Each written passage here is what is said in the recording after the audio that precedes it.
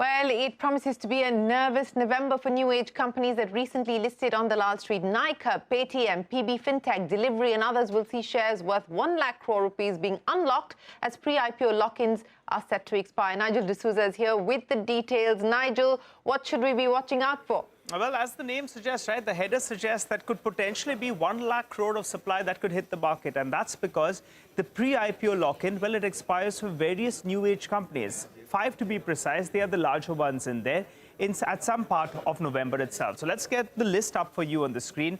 The dates where the lock-in expires, well, that comes up for you on the screen.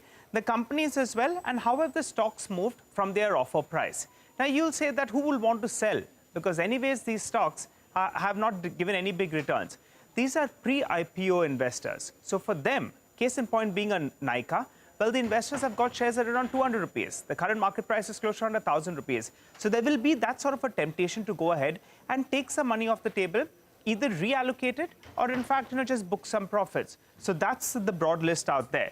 But let's run you through the quantum of shares that could be sold and in fact, the value of those shares as well.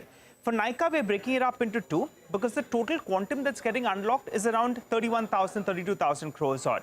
But half of that is the promoter entity, which in all probability should not get sold. That's at least the way the street looks at it. So the overhang could be for around 16,000 crores odd. For Fino Payments, well, it's a smaller number, closer around 1,000 crores odd. However, the bottom three, they don't have a recognized promoter entity. So the fear is that there could be big supply coming in from there, from Paytm, Delivery, as well as PB Fintech. So you put the numbers together, the promoter unlocked, the total quantum or the value of the shares will be around 16,000 crores odd, while the non-promoters could be close to around 85,000 crores. Put that together, that comes to a 1 lakh crore rupees odd. And just to recap, the last time this happened was for Zomato. Remember, you had a couple of large investors in there.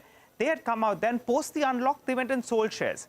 The stock price corrected close to around 20% in a matter of a couple of days and went down to around 43 odd.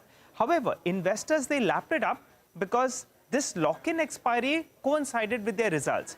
For Nykaa as well, a similar thing could play out because their results are in the first week of November and that coincides with the lock-in expiry as well. So it'll be interesting to see whether or not investors come in there and lap up. They'll have to be a little daring to pick up some of these companies because of the kind of wealth erosion we have seen, and they'll have to be there for a longer time horizon.